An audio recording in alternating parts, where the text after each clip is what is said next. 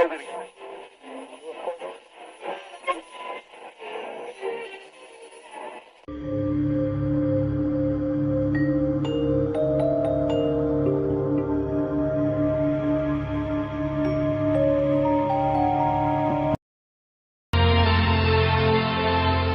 família Ferreira de Camargo. Quem era a família Ferreira de Camargo? Era uma família ótima. Era uma família muito boa. Dona Benedita, a mãe, uma mulher de 65 anos de idade. Dona Benedita tinha sido casada uma vez, ficou viúva, casou pela segunda vez e no segundo casamento teve 3 filhos. O Paulo, que era o mais velho, 26 anos de idade. A bonita Cordélia, que tinha 24 anos de idade. E Maria Antonieta, uma jovem que estava adoentada e tinha 22 anos de idade. Uma família que vivia fechada. Como fechada? Não recebia visitas, não tinha parentes e não fazia questão de ter amizades. Era uma família que vivia para si. Era uma família que vivia para si. O filho Paulo, 26 anos, rapaz jovem, praticamente nunca tinha namorado. Como nunca tinha namorado a Cordélia. Como nunca tinha namorado a outra irmã Maria Antonieta. A família vivia para si. Para si. Um tinha ciúmes doentio do outro. Era uma família que jamais iria se dividir. Jamais. O Paulo era professor de química. Dava aulas, inclusive na Getúlio Vargas. Rapaz inteligentíssimo. E um rapaz família.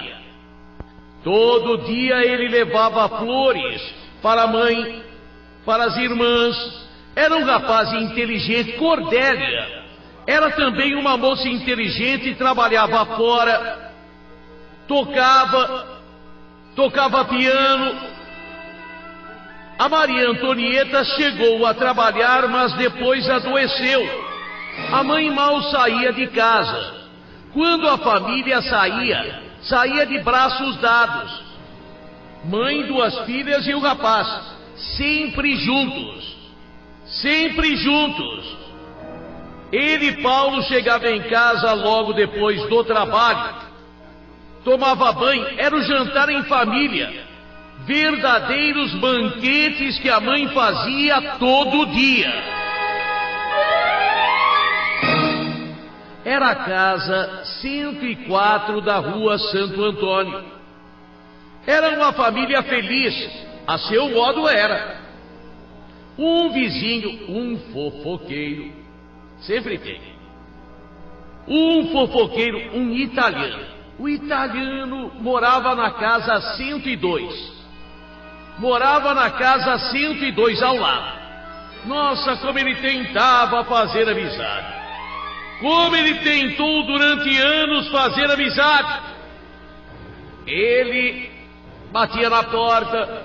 Tá tudo bem. Queria falar. Era recebido o italiano Paulo Masi. Era recebido pela família na porta. Sabe a família que não quer amizade? A família não queria amizade, mas era uma família educada, que não destratava não destratava. A família que vivia unida, e unida ficaria para sempre. O destino daquela família era este: viver juntos até a morte. Tem família assim, que ninguém casa. Tem família que é assim, ninguém casa. Ninguém nunca namorou. Se alguém falasse, se a Cordélia ou Maria Antonieta falassem num rapaz, seria o fim do mundo. Nem falava. Se Paulo arrumasse uma namorada, seria um Deus nos acuda. Era a família que vivia fechada, retrancada, em torno de si própria. Mas era uma família de gente boa. O Paulo era um homem alegre, bom professor, conversava muito com seus alunos, professor formado em Química, 26 anos já na Getúlio Vargas, era inteligentíssimo. A irmã muito alegre, bonita, Cordélia, só que era uma família fechada. A Cordélia, com 24 anos, trabalhava também na Faculdade Paulista de Filosofia, era datilógrafa. Era música também. Só Maria Antonieta não saía de casa porque estava doente. Porque ultimamente estava adoentada. A família, só uma moça frequentava aquela casa. Uma moça que morava em Santo Amaro, amiga das duas irmãs. Ela trabalhava no centro e não dava tempo para ir almoçar em casa. Para ir almoçar, ela que morava em Santo Amaro, era uma viagem. Tinha que tomar o bonde na Praça João Mendes. Se os senhores acham que hoje trânsito é caótico, naquela época o trânsito era até pior. Pode falar, como? Não tinha tanto carro? Não tinha, mas não tinha avenida. O caminho para Santo Amaro de bonde era um só. Avenida Liberdade, que não era o que é hoje. Depois pegava a Rua Domingos de Moraes, sempre congestionada, bonde nos dois sentidos, ônibus. Descia Conselheiro Rodrigues Alves, aí sim. Pegava o Ibirapuera, pegava ali, tudo. Ali parecia trem. Não tinha cruzamento. 1948. Esta moça almoçava geralmente na casa, pagava até, e almoçava na casa da família, uma amiga, a única que tinha um contato mais ou menos estreito com a família, a única que conhecia alguma coisa da família Ferreira de Camargo.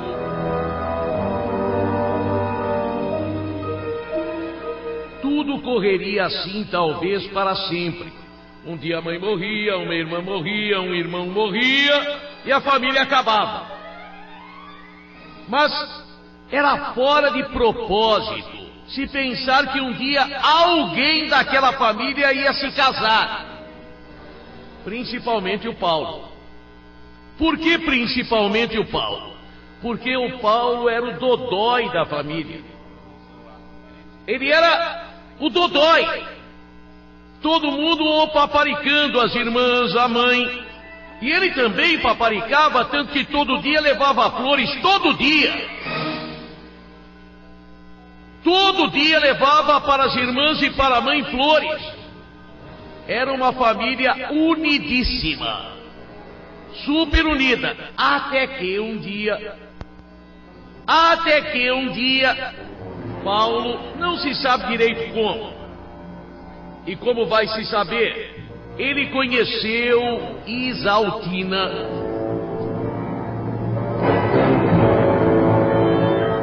Isaltina era uma moça bonita. 23 anos de idade. 23 anos de vida. Enfermeira. Enfermeira do Hospital das Clínicas. Essa moça bonita mesmo, Isaltina, ela trabalhava como enfermeira no Hospital das Clínicas. Isaltina Florência dos Amaros, o nome completo dela. Eles se encontraram pela primeira vez, se encontraram pela segunda vez, e aí começou o Paulo a gostar dela. Só que ele precisava chegar na hora de sempre em casa. A família não podia saber que ele estava namorando, seria um Deus nos acuda. Nossa, a mãe teria chilique, as irmãs teriam chilique. Ele vai levando, ele morria de medo de falar que tinha encontrado uma namorada. Ele morria de medo. Todo dia. Agora ele ia esperar Isaltina, uns falam Isaltina, outros Isaldina.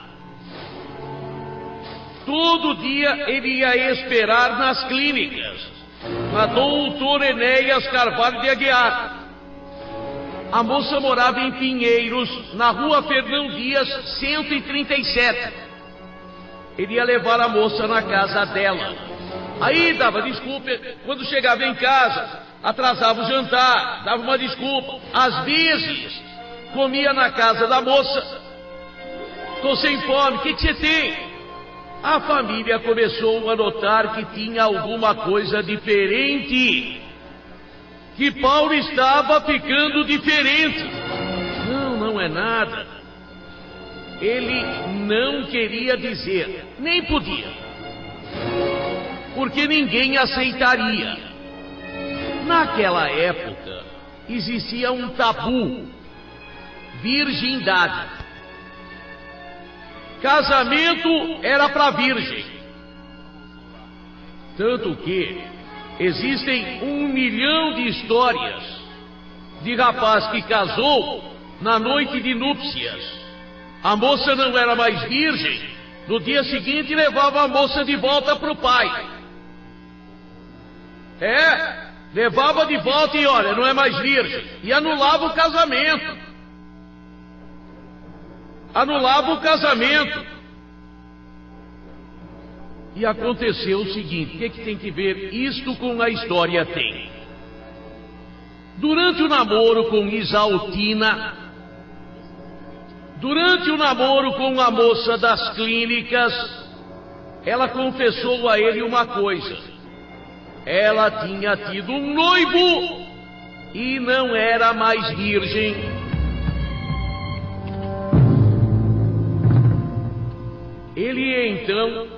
Ele era inexperiente, inteligente, mas inexperiente. Como ele poderia contar para a mãe e as irmãs que queria casar com uma moça que não era mais virgem? Como se pudesse saber. E mesmo, bem, mas a história é outra. De repente a moça não é mais virgem, vamos que vamos. E de repente Paulo, ele era virgem. Ele conhece os prazeres do amor, os prazeres da carne. Com 26 anos, impetuosidade, potência, desejo. Ele conhece os prazeres da carne e fica doidão. Ele agora quer todo dia. Agora todo dia ele chega atrasado em casa.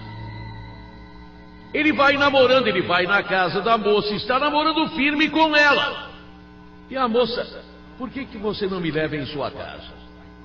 Se você vem na minha, por que você não me leva na sua casa? Por quê? Não, é que minha mãe, é que logo eu levo, é que minha irmã está doente. Cada dia ele dava uma desculpa. Mas a moça foi pressionando, ela queria casar também. Ela estava provavelmente gostando dele. Senão não teria forçado o casamento. Ele não era nenhum rico. Era a classe média da época. A moça querendo, forçando uma situação. Ele chegou a insinuar para a família. A gente acredita isso. Ninguém pode afirmar categoricamente. Ele chegou a insinuar se ele arrumasse uma namorada. Aí todo mundo cresceu em cima dele. Que é isso, que é isso, que é isso, que é isso, que é isso. Agora, ele tinha o dever filial com a mãe, fraternal com as irmãs. Ele não queria magoá-las, mas queria casar. Agora, aonde ele iria morar? Era ele praticamente o sustentáculo daquela família. Ele poderia abandonar a mãe e as irmãs? Não. A casa era grande o suficiente para ele morar com Isaltina? Era. Mas ele sabia que seria um Deus nos acuda para a moça.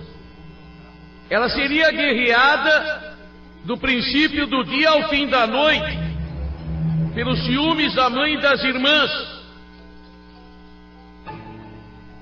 1948, Paulo estava nesse dilema: casar ou não casar, ficar ou não ficar com Isaltina. Ele queria ficar, mas como?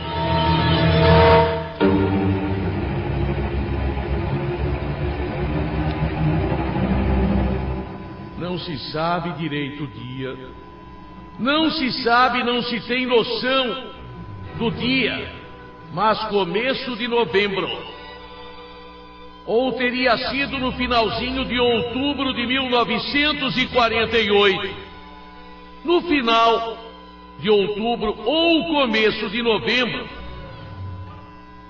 provavelmente ele envenenou a mãe e as duas irmãs. Não matou, veneno para que elas ficassem adormecidas, e depois matou. E depois com tiros matou a mãe, matou a irmã Cordélia de 24 anos e matou a irmã Maria Antonieta de 22 anos de idade. Tudo programado. Tudo programado. Ele, não é que ele, na impetuosidade, ele fez isso.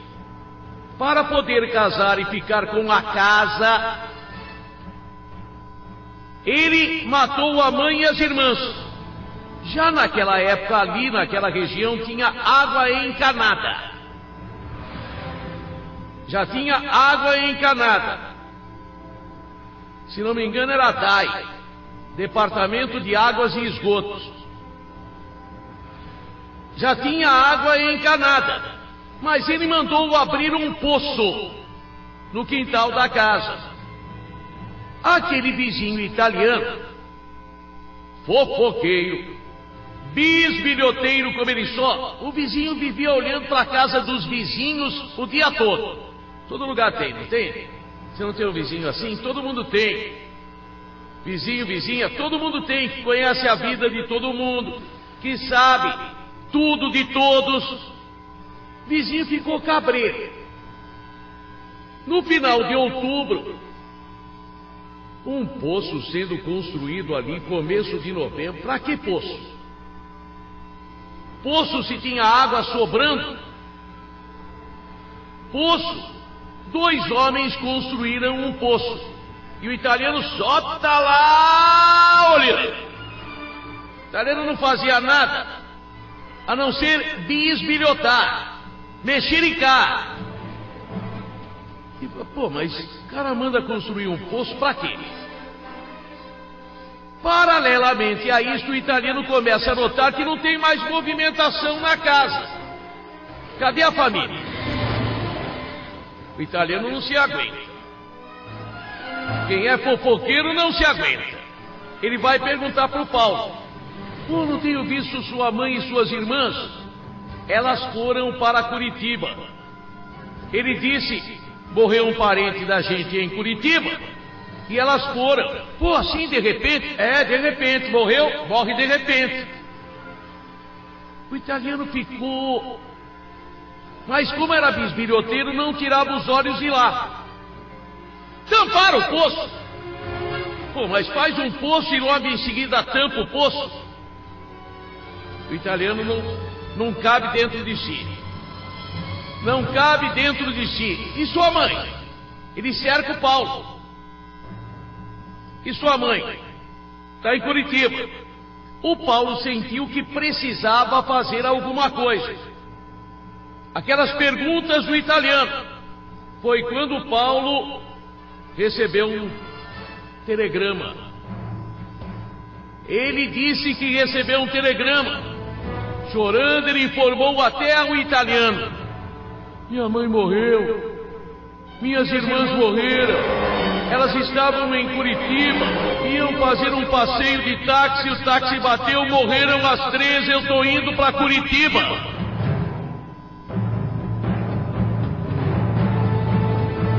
Realmente ele foi a Curitiba. Realmente ele foi a Curitiba, de onde mandou uma carta para amigos, dizendo da morte da mãe e das irmãs. Enquanto isso, desconfiado de tudo, o italiano só tá de butuca. Só tá ali. O italiano vai na delegacia. Que delegacia? De segurança pessoal, hoje homicídios. No mesmo local, na Brigadeiro Tobias, funcionava o DI ali, Departamento de Investigações, e o famoso delegado Leite de Bagos, que até programa de rádio fez, ouviu o italiano. Ô moço, não tem nada nisso. O italiano insistia, e o delegado, foi quando o delegado, o italiano enchia tanto. Todo dia o italiano estava lá. Tem alguma coisa, que tem alguma coisa, tem, que tem alguma coisa, tem. Que tem, mas que? Como é que a polícia não faz nada? Que tem alguma coisa, tem. Aí o delegado decidiu intimar o Paulo.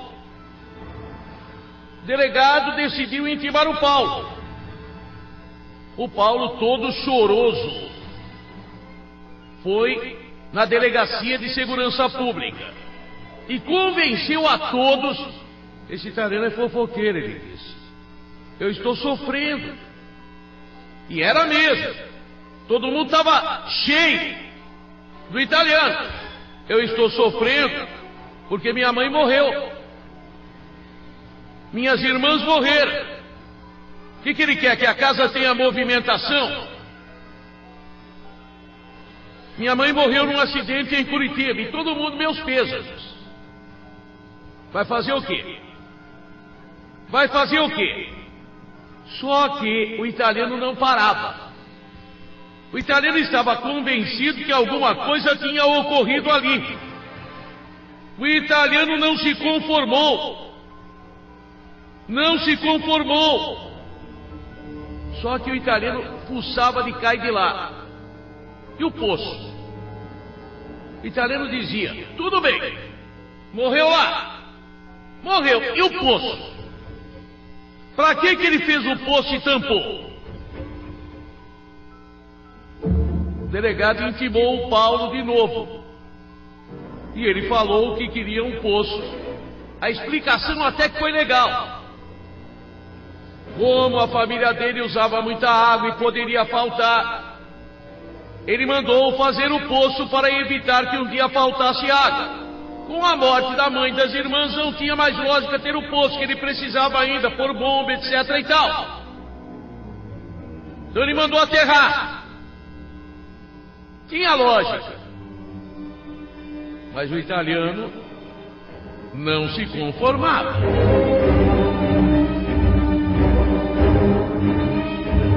E o italiano vai arrumando. O negócio é o seguinte, dizia ele. Maquei, o negócio é o seguinte, tinha uma faxineira que ia lá quase todo dia, uma vez por semana. Agora a mulher vai lá, fica meia hora e vai embora. Vai de 15 em 15 dias e ninguém arruma a casa. Aqui tem coisa nisso. O poço. Se fosse agora, teriam mandado o italiano para aquele lugar. Naquela época de poucos crimes, tá bom, decidiram pedir um mandado de busca.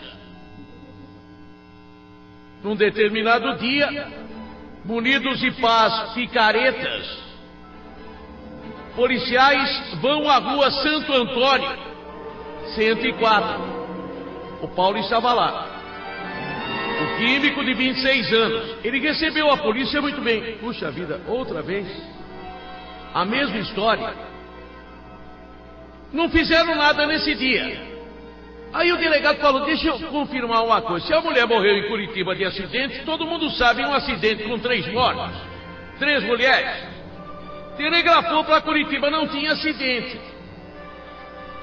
Poderia ser que tivesse, que falasse Curitiba e era em qualquer lugar do Paraná. Mas aí resolveram olhar o poço mesmo. Voltaram. O Paulo recebeu muito bem. Paulo ficou olhando. Dali a pouco começaram a cavar e achamos! Foi quando Paulo entrou. Foi para o banheiro e deu um tiro na cabeça. Paulo se matou. Os corpos das duas irmãs e da mãe foram desenterrados.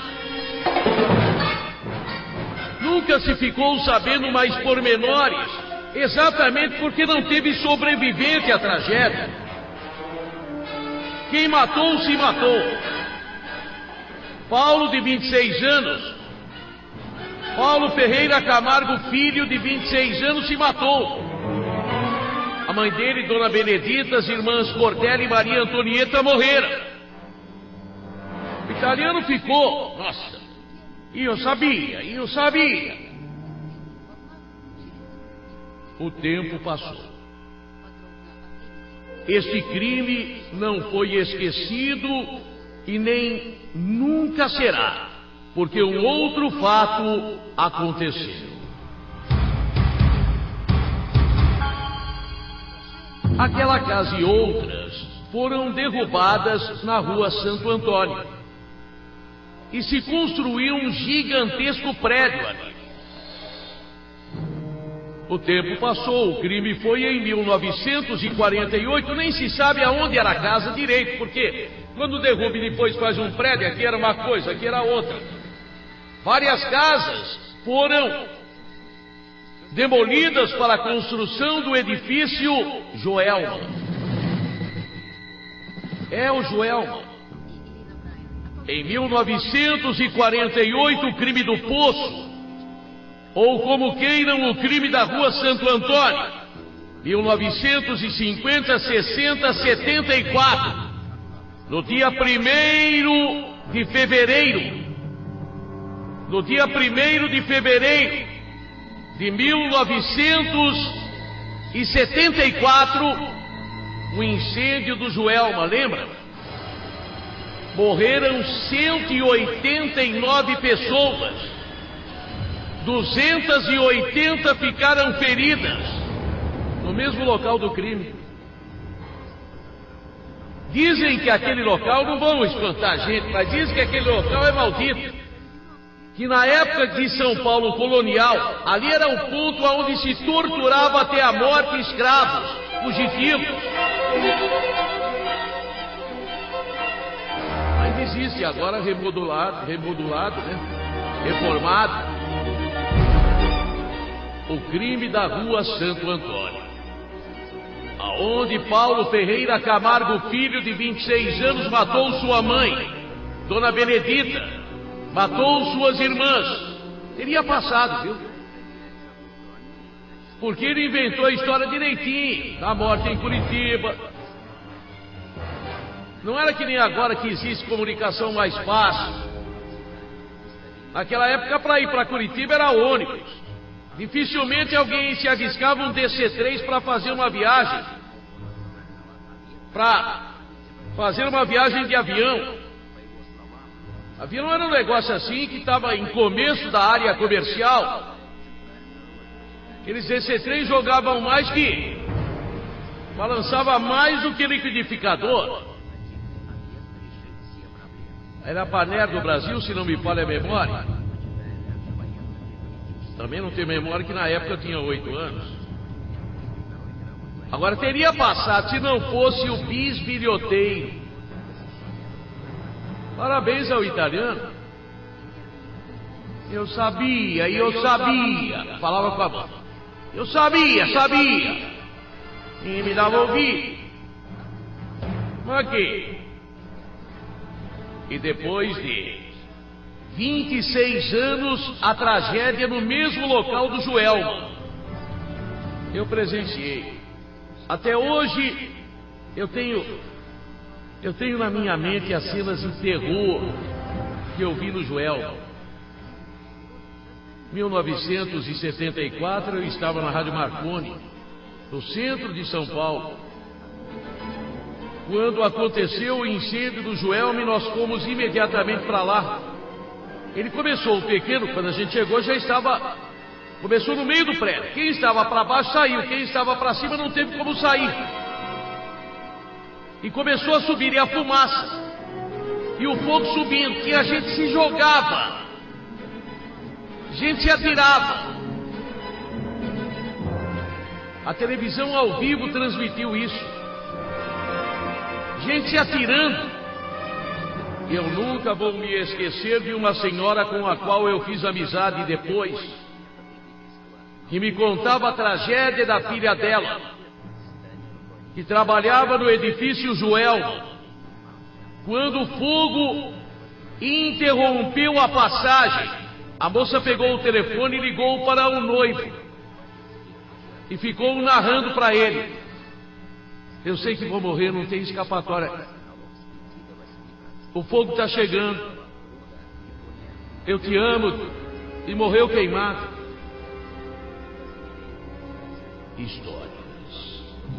Histórias que compõem a história, fatos que contam histórias e formam a história policial de uma cidade ou a história só da cidade. O crime da Rua Santo Antônio, novembro 1948, e 26 anos depois, 1º de fevereiro de 1974, no mesmo local, o fatídico incêndio do Joelma, só comparado ao incêndio do Andraus. E desde então, segurança, portas antifogo, escadas para fora de prédios, mas até hoje se lamenta o incêndio do Joelma, aonde anos atrás Paulo havia exterminado sua família.